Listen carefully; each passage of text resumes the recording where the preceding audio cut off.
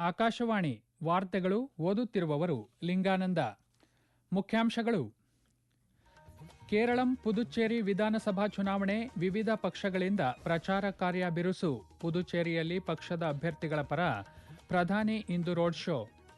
ಜನವಿಶ್ವಾಸ ನಿಬಂಧನೆಗಳ ತಿದ್ದುಪಡಿ ಮಸೂದೆಗೆ ಸಂಸತ್ ಅಂಗೀಕಾರ. ಸುಗಮ ಜೀವನ, ಸುಗಮ ವ್ಯಾಪಾರಕ್ಕೆ ಉತ್ತೇಜನ. ಪ್ರಧಾನಿ ನರೇಂದ್ರ ಮೋದಿ. ಪಶ್ಚಿಮ ಏಷ್ಯಾ ಸಂಘರ್ಷ, ಶಾಂತಿಯುತ ಪರಿಹಾರಕ್ಕೆ ವಿಶ್ವಸಂಸ್ಥೆ ಪ್ರಧಾನ ಕಾರ್ಯದರ್ಶಿ ಆಂಟೋನಿಯೋ ಗುಟೆರಸ್ ಕರೆ.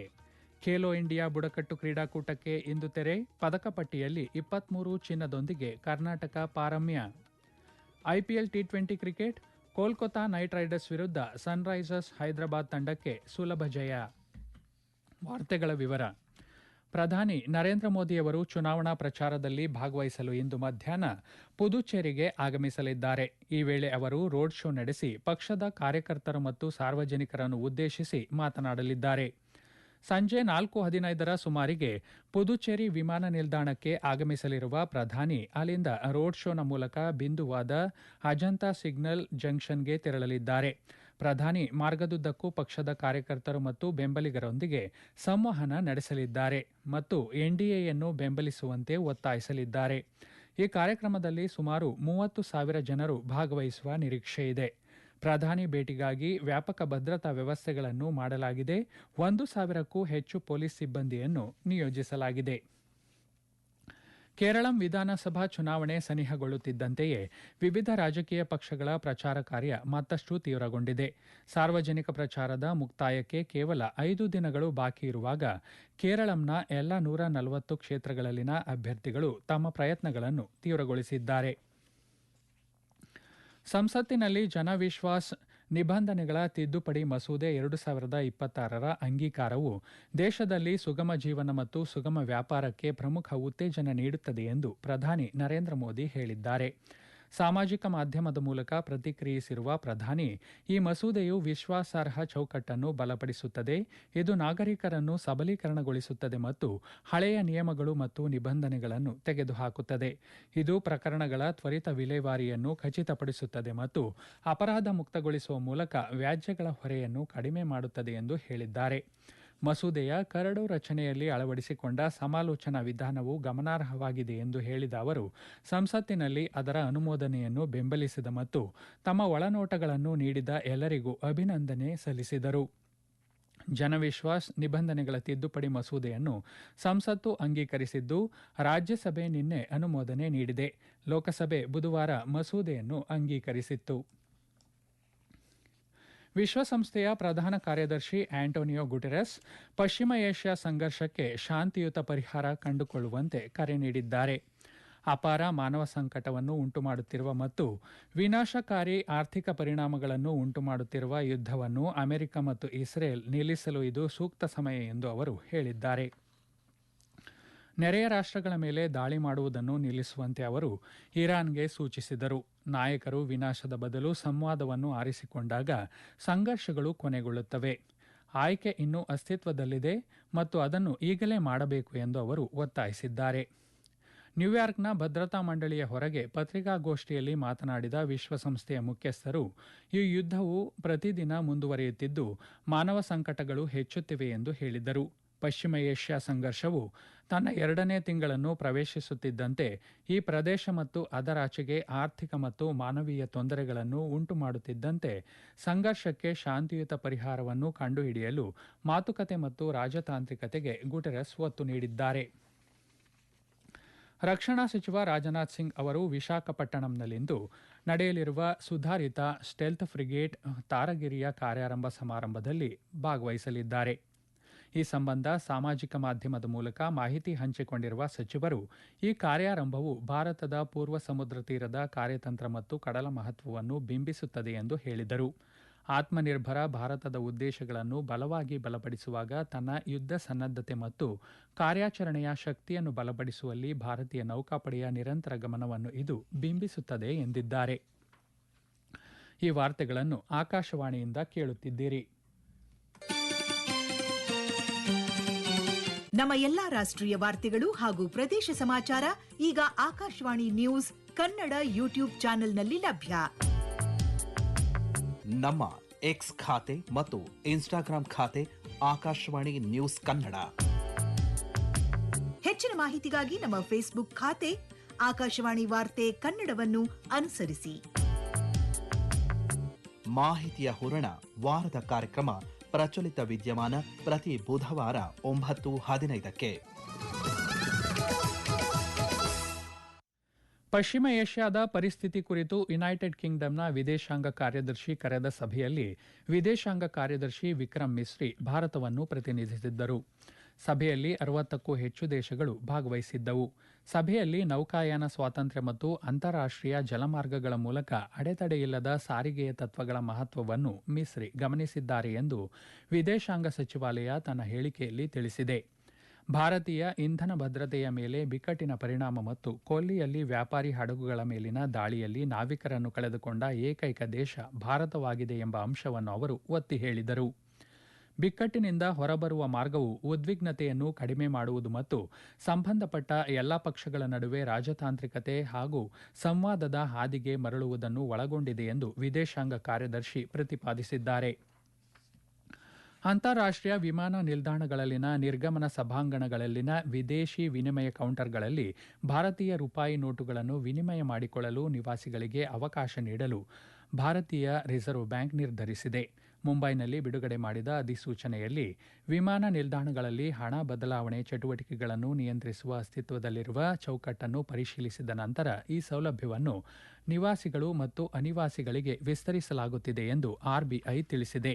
ಅದರಂತೆ ಪ್ರಯಾಣಿಕರು ವಲಸೆ ಅಥವಾ ಕಸ್ಟಮ್ಸ್ ಡೆಸ್ಕ್ನ ಆಚೆಗೆ ಸುಂಕ ಮುಕ್ತ ಪ್ರದೇಶ ಅಥವಾ ಭದ್ರತಾ ಹಿಡುವಳಿ ಪ್ರದೇಶದಲ್ಲಿ ಸ್ಥಾಪಿಸಲಾದ ವಿದೇಶಿ ವಿನಿಮಯ ಕೌಂಟರ್ಗಳಿಂದ ಭಾರತೀಯ ರೂಪಾಯಿ ನೋಟುಗಳನ್ನು ವಿನಿಮಯ ಮಾಡಿಕೊಳ್ಳಲು ಸಾಧ್ಯವಾಗುತ್ತದೆ. ರಕ್ಷಣಾ ಖಾತೆ ರಾಜ್ಯ ಸಚಿವ ಸಂಜಯ್ ಸೇಠ್ ಮುಂಬೈನಿಂದ ಹಿಂದೂ ಮಹಾಸಾಗರ ಹಡಗು ಸಾಗರ್ಗೆ ನಿನ್ನೆ ಹಸಿರು ನಿಶಾನೆ ತೋರಿದ್ದಾರೆ. ಬಳಿಕ ಅವರು ಐಒಎಸ್ ಸಾಗರ್ ಉಪಕ್ರಮವು ಪಾಲುದಾರಿಕೆಯ ಮೂಲಕ ನಾಯಕತ್ವ, ಏಕತೆಯ ಮೂಲಕ ಶಕ್ತಿ ಮತ್ತು ಶಾಂತಿಯ ಮೂಲಕ ಪ್ರಗತಿಯ ಭಾರತದ ಸಾಮೂಹಿಕ ದೃಷ್ಟಿಕೋನದ ಪ್ರತಿಬಿಂಬವಾಗಿದೆ ಎಂದು ಹೇಳಿದರು. ನೆರೆಹೊರೆಯವರು ಮೊದಲು ಮತ್ತು ದೃಷ್ಟಿಕೋನ ಮಹಾಸಾಗರ್ ಪ್ರದೇಶಗಳಾದ್ಯಂತ ಭದ್ರತೆ ಮತ್ತು ಬೆಳವಣಿಗೆಗಾಗಿ ಪರಸ್ಪರ ಮತ್ತು ಸಮಗ್ರ ಪ್ರಗತಿಯ ಭಾರತದ ವಿಧಾನವನ್ನು ಅವರು ಒತ್ತಿ ಹೇಳಿದರು. ಅಸ್ಸಾಂನ ಗೋಲೋಕ್ಗಂಜ್ ಕ್ಷೇತ್ರದ ಬಿಜೆಪಿ ಅಭ್ಯರ್ಥಿಯನ್ನು ಬೆಂಬಲಿಸಿ ಕೇಂದ್ರ ಗೃಹ ಸಚಿವ ಮತ್ತು ಬಿಜೆಪಿ ಹಿರಿಯ ನಾಯಕ ಅಮಿತ್ ಶಾ ಇಂದು ಧುಬ್ರಿ ಜಿಲ್ಲೆಯ ರಟಿಯಾದಹಾದ ಮೇಳ ಮೈದಾನದಲ್ಲಿ ಸಾರ್ವಜನಿಕ ಸಭೆಯನ್ನು ಉದ್ದೇಶಿಸಿ ಮಾತನಾಡಲಿದ್ದಾರೆ. ನಂತರ ಅವರು ದುಧ್ನೋಯ್ ಕ್ಷೇತ್ರದ ಅಭ್ಯರ್ಥಿಯನ್ನು ಬೆಂಬಲಿಸಿ ಪ್ರಚಾರ ರ್ಯಾಲಿಯಲ್ಲಿ ಪಾಲ್ಗೊಳ್ಳುವ ಸಂಬಂಧ ಗೋಲ್ಪಾರ ಜಿಲ್ಲೆಯ ದುಧ್ನೋಯ್ಗೆ ತೆರಳಲಿದ್ದಾರೆ. ಛತ್ತೀಸ್ಗಢದಲ್ಲಿ ನಡೆಯುತ್ತಿರುವ ಖೇಲೋ ಇಂಡಿಯಾ ಬುಡಕಟ್ಟು ಕ್ರೀಡಾಕೂಟವು ಇಂದು ಮುಕ್ತಾಯಗೊಳ್ಳುತ್ತಿದೆ. ಸಮಾರೋಪ ಸಮಾರಂಭ ಇಂದು ಸಂಜೆ ರಾಯ್ಪುರದಲ್ಲಿ ನಡೆಯಲಿದ್ದು ಮುಖ್ಯಮಂತ್ರಿ ವಿಷ್ಣು ದೇವ್ ಸಾಯಿ ಮುಖ್ಯ ಅತಿಥಿಯಾಗಿ ಭಾಗವಹಿಸಲಿದ್ದಾರೆ. ಈ ಸಂದರ್ಭದಲ್ಲಿ ಅಂತಾರಾಷ್ಟ್ರೀಯ ಬಾಕ್ಸರ್ ಮೇರಿ ಕೋಮ್ ಮತ್ತು ಖ್ಯಾತ ಫುಟ್ಬಾಲ್ ಆಟಗಾರ ಬೈಚುಂಗ್ ಬುಟಿಯಾ ವಿಶೇಷ ಅತಿಥಿಗಳಾಗಿ ಭಾಗವಹಿಸಲಿದ್ದಾರೆ. ಪದಕ ಪಟ್ಟಿಯಲ್ಲಿ ಕರ್ನಾಟಕ 23 ಚಿನ್ನದ ಪದಕಗಳೊಂದಿಗೆ ಅಗ್ರಸ್ಥಾನದಲ್ಲಿದ್ದರೆ ಒಡಿಶಾ ಮತ್ತು ಜಾರ್ಖಂಡ್ ಕ್ರಮವಾಗಿ 20 ಮತ್ತು 12 ಚಿನ್ನದ ಪದಕಗಳನ್ನು ಗೆದ್ದು ಕ್ರಮವಾಗಿ 2 ಮತ್ತು 3ನೇ ಸ್ಥಾನದಲ್ಲಿವೆ. ಕೋಲ್ಕತಾದ ಈಡನ್ ಗಾರ್ಡನ್ಸ್ ಕ್ರೀಡಾಂಗಣದಲ್ಲಿ ಕಳೆದ ರಾತ್ರಿ ನಡೆದ ಐಪಿಎಲ್ ಟಿ20 ಕ್ರಿಕೆಟ್ ಪಂದ್ಯದಲ್ಲಿ ಸನ್ರೈಸರ್ಸ್ ಹೈದರಾಬಾದ್ ತಂಡವು ಕೋಲ್ಕತಾ ನೈಟ್ ರೈಡರ್ಸ್ ವಿರುದ್ಧ 65 ರನ್ಗಳ ಭರ್ಜರಿ ಗೆಲುವು ದಾಖಲಿಸಿದೆ. 227 ರನ್ ಗುರಿ ಬೆನ್ನಟ್ಟಿದ ಕೆಕೆಆರ್ ಕೇವಲ 16 ಓವರ್ಗಳಲ್ಲಿ 161 ರನ್ಗಳಿಗೆ ಆಲ್ಔಟ್ ಆಯಿತು. ಇದಕ್ಕೂ ಮುನ್ನ ಹೈದರಾಬಾದ್ ನಿಗದಿತ 20 ಓವರ್ಗಳಲ್ಲಿ 8 ವಿಕೆಟ್ ನಷ್ಟಕ್ಕೆ 226 ರನ್ ಗಳಿಸಿತು. ಇಂದು ಸಂಜೆ 7:30ಕ್ಕೆ ಚೆನ್ನೈನ ಎಂಎ ಚಿದಂಬರಂ ಕ್ರೀಡಾಂಗಣದಲ್ಲಿ ಪಂಜಾಬ್ ಕಿಂಗ್ಸ್ ತಂಡ ಹಾಗೂ ಚೆನ್ನೈ ಸೂಪರ್ ಕಿಂಗ್ಸ್ ತಂಡಗಳು ಮುಖಾಮುಖಿಯಾಗಲಿವೆ. ಈಗ ಕೊನೆಯಲ್ಲಿ ಮತ್ತೊಮ್ಮೆ ಮುಖ್ಯಾಂಶಗಳು. ಕೇರಳಂ ಪುದುಚೇರಿ ವಿಧಾನಸಭಾ ಚುನಾವಣೆ, ವಿವಿಧ ಪಕ್ಷಗಳಿಂದ ಪ್ರಚಾರ ಕಾರ್ಯ ಬಿರುಸು. ಪುದುಚೇರಿಯಲ್ಲಿ ಪಕ್ಷದ ಅಭ್ಯರ್ಥಿಗಳ ಪರ ಪ್ರಧಾನಿ ಇಂದು ರೋಡ್ ಶೋ. ಜನವಿಶ್ವಾಸ ನಿಬಂಧನೆಗಳ ತಿದ್ದುಪಡಿ ಮಸೂದೆಗೆ ಸಂಸತ್ತು ಅಂಗೀಕಾರ. ಸುಗಮ ಜೀವನ, ಸುಗಮ ವ್ಯಾಪಾರಕ್ಕೆ ಉತ್ತೇಜನ, ಪ್ರಧಾನಿ ನರೇಂದ್ರ ಮೋದಿ. ಪಶ್ಚಿಮ ಏಷ್ಯಾ ಸಂಘರ್ಷ, ಶಾಂತಿಯುತ ಪರಿಹಾರಕ್ಕೆ ವಿಶ್ವಸಂಸ್ಥೆ ಪ್ರಧಾನ ಕಾರ್ಯದರ್ಶಿ ಆಂಟೋನಿಯೋ ಗುಟೆರಸ್ ಕರೆ. ಖೇಲೋ ಇಂಡಿಯಾ ಬುಡಕಟ್ಟು ಕ್ರೀಡಾಕೂಟಕ್ಕೆ ಇಂದು ತೆರೆ. ಪದಕ ಪಟ್ಟಿಯಲ್ಲಿ 23 ಚಿನ್ನದೊಂದಿಗೆ ಕರ್ನಾಟಕ ಪಾರಮ್ಯ. ಐಪಿಎಲ್ ಟಿ20 ಕ್ರಿಕೆಟ್ ಕೋಲ್ಕತಾ ನೈಟ್ ರೈಡರ್ಸ್ ವಿರುದ್ಧ ಸನ್ರೈಸರ್ಸ್ ಹೈದರಾಬಾದ್ ತಂಡಕ್ಕೆ ಸುಲಭ ಜಯ. ಇಲ್ಲಿಗೆ ವಾರ್ತಾ ಪ್ರಸಾರ ಮುಕ್ತಾಯವಾಯಿತು. ನಮ್ಮ ಮುಂದಿನ ವಾರ್ತಾ ಪ್ರಸಾರ ಅಪರಾಹ್ನ 12 ಗಂಟೆಗೆ.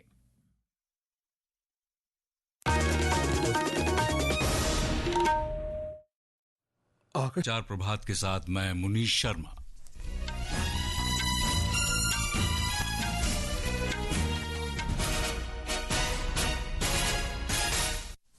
मुख्य समाचार। प्रधानमंत्री नरेंद्र मोदी ने संसद में जन विश्वास प्रावधान संशोधन विधेयक 2026 के पारित होने को जीवन यापन और व्यापार में सुगमता के लिए महत्वपूर्ण बताया। निर्वाचन आयोग ने एसआईआर प्रक्रिया के दौरान पश्चिम बंगाल के मालदा जिले में न्यायिक अधिकारियों को बंधक बनाए जाने की जांच राष्ट्रीय अन्वेषण अभिकरण को सौंपी। भारतीय नौसेना के स्वदेशी स्टेल्थ फ्रिगेट आईएनएस तारागिरी को आज विशाखापत्तनम में बेड़े में शामिल किया जाएगा। संयुक्त राष्ट्र महासचिव अंतोनियो गुतरश ने पश्चिम एशिया संघर्ष के शांतिपूर्ण समाधान का आह्वान किया। आज शाम छत्तीसगढ़ में खेलो इंडिया जनजातीय गेम्स का समापन होगा। कर्नाटक 23 स्वर्ण पदकों के साथ पदक तालिका में सबसे आगे। और क्रिकेट में इंडियन प्रीमियर लीग में सनराइजर्स हैदराबाद ने कल रात कोलकाता नाइट राइडर्स को 65 रनों से हराया। और अब समाचार विस्तार से। प्रधानमंत्री नरेंद्र मोदी ने कहा है कि जन विश्वास प्रावधान संशोधन विधेयक 2026 के पारित होने से देश में जीवन यापन और व्यापार सुगमता को बढ़ावा मिलेगा। एक सोशल मीडिया पोस्ट में प्रधानमंत्री ने कहा कि यह विधेयक विश्वास पर आधारित ढांचे को मजबूत करता है। संसद ने जन विश्वास प्रावधान संशोधन विधेयक 2026 को पारित कर दिया है। राज्यसभा ने इसे कल मंजूरी दी थी। लोकसभा ने इस विधेयक को बुधवार को ही पारित कर दिया था। यह विधेयक जीवन यापन और व्यापार सुगमता के लिए विश्वास पर आधारित शासन को और मजबूत करने के लिए कुछ कानूनों में संशोधन करता है ताकि कुछ अपराधों को गंभीर अपराध की श्रेणी से बाहर किया जा सके और कानूनों को अधिक तर्कसंगत बनाया जा सके। इसमें 23 मंत्रालयों द्वारा प्रशासित 79 केंद्रीय अधिनियमों में संशोधन का प्रस्ताव है। कुल 784 प्रावधानों में संशोधन प्रस्तावित है। भारतीय जनता पार्टी के वरिष्ठ नेता और प्रधानमंत्री नरेंद्र मोदी आज चुनाव प्रचार में भाग लेने के लिए पुदुच्चेरी जाएंगे। हमारे संवाददाता ने बताया है कि श्री मोदी एक रोड शो करेंगे और पार्टी कार्यकर्ताओं तथा जनता को संबोधित करेंगे। प्रधानमंत्री दोपहर करीब 4:15 पर पुदुचेरी हवाई अड्डे पर पहुंचेंगे। वहां से वे अजंता सिग्नल जंक्शन की ओर प्रस्थान करेंगे, जो उनके रोड शो का शुरुआती बिंदु है। वे रास्ते में पार्टी कार्यकर्ताओं और समर्थकों से बातचीत करेंगे और उनसे एनडीए का समर्थन करने का आग्रह करेंगे। इस कार्यक्रम में लगभग 30,000 लोगों के शामिल होने की उम्मीद है। प्रधानमंत्री के दौरे के लिए व्यापक सुरक्षा व्यवस्था की गई है। 1000 से अधिक पुलिसकर्मियों को तैनात किया गया है। साथ ही चुनाव ड्यूटी के लिए अर्धसैनिक बलों को भी तैनात किया गया है। पुदुचेरी से विपिन एस नाथ की रिपोर्ट के साथ समाचार कक्ष से अर्जुन शर्मा।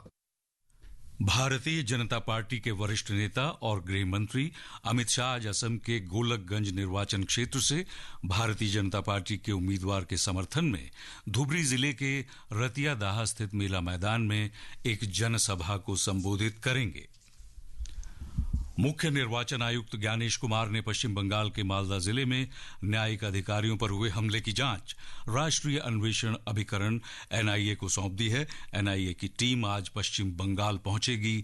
एक रिपोर्ट। इससे पहले कल सर्वोच्च न्यायालय ने मालदा जिले में एसआईआर प्रक्रिया में लगे 7 न्यायिक अधिकारियों को बंधक बनाए जाने के मामले का संज्ञान लिया था। न्यायालय ने इसे निंदनीय बताते हुए राज्य के गृह सचिव, पुलिस महानिदेशक और अन्य अधिकारियों से निष्क्रियता के लिए जवाब मांगा था। यह निर्णय सर्वोच्च न्यायालय के निर्देश के अनुपालन में लिया गया है। वे 6 अप्रैल को सर्वोच्च न्यायालय को अपने प्रारंभिक रिपोर्ट प्रस्तुत करेंगे। मुख्य चुनाव आयुक्त ने मालदा घटना के बाद राज्य में कानून व्यवस्था की स्थिति पर नाराजगी व्यक्त की है। आयोग के सूत्रों के अनुसार उन्होंने कल एक आपातकालीन वर्चुअल बैठक में राज्य के शीर्ष प्रशासनिक और पुलिस अधिकारियों को कड़ी चेतावनी दी। समाचार कक्ष से प्राची वाजपेयी। केरलम में चुनाव प्रचार के समापन में अब केवल 5 दिन शेष हैं। सभी 140 निर्वाचन क्षेत्रों में उम्मीदवार प्रचार अभियान तेज कर रहे हैं और अपनी स्थिति को मजबूत करने के लिए अंतिम समय की रणनीतियों की योजना बना रहे हैं।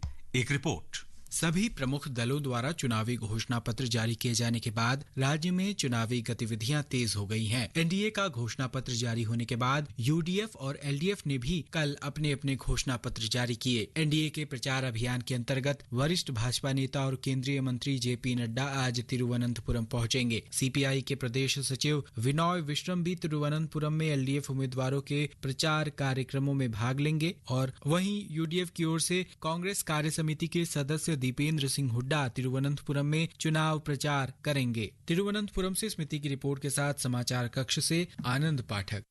केरलम में आगामी विधानसभा चुनाव के लिए हमारी विशेष श्रृंखला में आज हम राजनीतिक रूप से महत्वपूर्ण विधानसभा सीट हरिपद में चल रही चुनाव तैयारियों की चर्चा करेंगे। एक रिपोर्ट। हरिपद विधानसभा सीट अनूप झील और पाइपड़ जलोत्सवम जैसी पारंपरिक नौका दौड़ के लिए जाना जाता है। इस क्षेत्र में 6 उम्मीदवारों के बीच कड़ा चुनावी मुकाबला देखने को मिल रहा है। रमेश चेन्नीथला हरिपद से यूडीएफ के उम्मीदवार हैं। सीपीआई के टीटी जिस्मन एलडीएफ के उम्मीदवार हैं, जबकि एनडीए ने भाजपा के संदीप वाचस्पति को मैदान में उतारा है। हरिपद से एसयूसीआई कम्युनिस्ट पार्टी के वीपी विद्या और 2 निर्दलीय उम्मीदवार भी मैदान में हैं। तिरुवनंतपुरम से स्मृति की रिपोर्ट के साथ समाचार कक्ष से कृष्णकांत। ये समाचार आकाशवाणी से प्रसारित किए जा रहे हैं। ताजा समाचार जानने के लिए आप हमारे social media handle @AIR news Hindi को फॉलो कर सकते हैं। जालिम लोशन, जालिम लोशन, जालिम लोशन, जालिम लोशन, वो है जालिम लोशन। दांत खांच खुजली में आराम, हानि रहित बेदाग जालिम लोशन। वाह विक्रम, ये ठाट बाट बोर्ड मीटिंग्स के चर्चे, कोई लॉटरी लगी है क्या? अरे लॉटरी नहीं राज, कंपनी सेक्रेटरी की डिग्री है, कंपनी में की मैनेजरियल पर्सन हूँ। सुना है बहुत पावरफुल पोस्ट होती है। पावर भी, प्रतिष्ठा भी और शानदार पैकेज भी। विस्तृत जानकारी के लिए लॉग इन करें www.icsi.edu पर। कॉर्पोरेट सेक्टर की भरे उड़ान, पाई रुतबा और नई पहचान। समाचार प्रभात में आपका फिर स्वागत है। भारतीय नौसेना के स्वदेशी स्टेल्थ फ्रिगेट आईएनएस तारागिरी को आज विशाखापत्तनम में बेड़े में शामिल किया जाएगा। रक्षा मंत्री राजनाथ सिंह अत्याधुनिक स्टेल्थ फ्रिगेट आईएनएस तारागिरी के जलावतरण समारोह में शामिल होंगे। एक सोशल मीडिया पोस्ट में श्री सिंह ने कहा कि इस फ्रिगेट के नौसेना में शामिल होने से भारत के पूर्वी तट का रणनीतिक और समुद्री महत्व उजागर होता है। यह आत्मनिर्भर भारत के उद्देश्यों को मजबूती से आगे बढ़ाते हुए भारतीय नौसेना की युद्धक तत्परता और उसकी परिचालन क्षमता को भी दर्शाता है। संयुक्त राष्ट्र महासचिव अंतोनियो गुतरेश ने पश्चिम एशिया संघर्ष के शांतिपूर्ण समाधान का आह्वान किया है। श्री गुतरेश ने कहा कि अमेरिका और इस्राएल के लिए इस युद्ध को रोकने का ये सही समय है। ये संघर्ष भारी मानवीय पीड़ा और विनाशकारी आर्थिक परिणामों को जन्म दे रहा है। उन्होंने ईरान से पड़ोसी देशों पर हमले बंद करने का आग्रह किया। महासचिव ने संघर्ष के शांतिपूर्ण समाधान के लिए संवाद और कूटनीति पर जोर दिया है। पश्चिम एशिया में जारी संकट को देखते हुए सरकार ने महत्वपूर्ण पेट्रोकेमिकल उत्पादों पर 30 जून तक सीमा शुल्क में पूरी छूट देने का निर्णय लिया है। पश्चिम एशिया में हाल के घटनाक्रम पर एक अंतर मंत्रालय ब्रीफिंग में पेट्रोलियम और प्राकृतिक गैस मंत्रालय की संयुक्त सचिव सुजाता शर्मा ने कहा कि देश में कच्चे तेल की उपलब्धता सामान्य है और रिफाइनरियां पूरी क्षमता से काम कर रही हैं। हमारी रिफाइनरीज मैक्सिमम कैपेसिटी पर ऑपरेट कर रही हैं, इसलिए सल्फर की कोई शॉर्टेज नहीं है। हमारे रिटेल आउटलेट्स नॉर्मल ऑपरेट कर रहे हैं। इंटरनेशनल वॉलेटिलिटी के बावजूद भी पंप के प्राइसेस में कोई इंक्रीज नहीं किया गया है। भारत सरकार ने प्राइसेस को स्टेबल रखने के लिए एक्साइज ड्यूटी में रिडक्शन किया है और कुछ भार हमारी ऑयल मार्केटिंग कंपनीज भी उठा रही हैं। अमेरिका के राष्ट्रपति डोनाल्ड ट्रंप की ईरान पर आने वाले हफ्तों में कड़ी कार्रवाई की धमकी के बाद तेल की कीमतों में भारी उछाल आया है। इससे पश्चिम एशिया में संघर्ष के जल्द समाप्त होने की उम्मीद कम हो गई है। कच्चे तेल की कीमतें कल 8% तक बढ़कर $109 प्रति बैरल से ऊपर पहुंच गई थी। प्रधानमंत्री नरेंद्र मोदी ने कल नई दिल्ली में रूस के उप प्रधानमंत्री डेनिस मंतुरोव से मुलाकात की। इस बीच उन्होंने व्यापार, उर्वरक, संपर्क और जन संबंधों में पारस्परिक रूप से लाभकारी सहयोग पर भी चर्चा की। भारतीय रिजर्व बैंक ने अंतर्राष्ट्रीय हवाई अड्डों के प्रस्थान हॉल में सुरक्षा जांच के बाद विदेशी मुद्रा काउंटरों पर अनिवासी भारतीयों को भारतीय रुपए के नोट बदलने की अनुमति दे दी है। ये सेवा पहले केवल गैर भारतीयों के लिए उपलब्ध थी। यात्री आव्रजन या सीमा शुल्क डेस्क के आगे ड्यूटी फ्री क्षेत्र या सुरक्षा क्षेत्र में मौजूद विदेशी मुद्रा काउंटर से भारतीय अब रुपए के नोट बदल सकेंगे। विश्व भर के ईसाई समुदाय आज गुड फ्राइडे मना रहे हैं। ये दिन ईसा मसीह को क्रूस पर चढ़ाए जाने की स्मृति में मनाया जाता है। चर्चों में विशेष प्रार्थना सभाएं और क्रूस यात्राएं हो रही हैं। इसमें बड़ी संख्या में श्रद्धालु एकत्रित हो रहे हैं। अमेरिका के राष्ट्रपति डोनाल्ड ट्रंप ने अटॉर्नी जनरल पाम बॉन्डी को बर्खास्त कर दिया है। उन्होंने इसकी घोषणा ट्रूथ सोशल पोस्ट के माध्यम से की। उनकी जगह deputy attorney general Todd Blanche को नियुक्त किया जाएगा। छत्तीसगढ़ में आयोजित खेलो इंडिया ट्राइबल गेम्स का आज समापन होगा। मुख्यमंत्री विष्णुदेव साई आज शाम समापन समारोह में बतौर मुख्य अतिथि शामिल रहेंगे। प्रतियोगिता में पुरुषों के फुटबॉल का फाइनल आज छत्तीसगढ़ और पश्चिम बंगाल के बीच खेला जाएगा। पदक तालिका में कर्नाटक 23 स्वर्ण के साथ शीर्ष स्थान पर है। Indian Premier League IPL cricket में सनराइजर्स हैदराबाद ने कल रात कोलकाता के ईडन गार्डन्स में कोलकाता नाइट राइडर्स को 65 रन से हरा दिया। 227 रन के लक्ष्य के जवाब में कोलकाता की टीम 16 ओवर में 161 रन ही बना सकी। नीतीश कुमार रेड्डी को प्लेयर ऑफ द मैच चुना गया। आज चेन्नई सुपर किंग्स का मुकाबला पंजाब किंग्स से होगा। ये मैच शाम 7:30 बजे से चेन्नई के एमए चिदम्बरम स्टेडियम में खेला जाएगा। ये समाचार हमारी वेबसाइट www.newsonair.gov.in और हमारे mobile app news on AIR पर भी उपलब्ध हैं।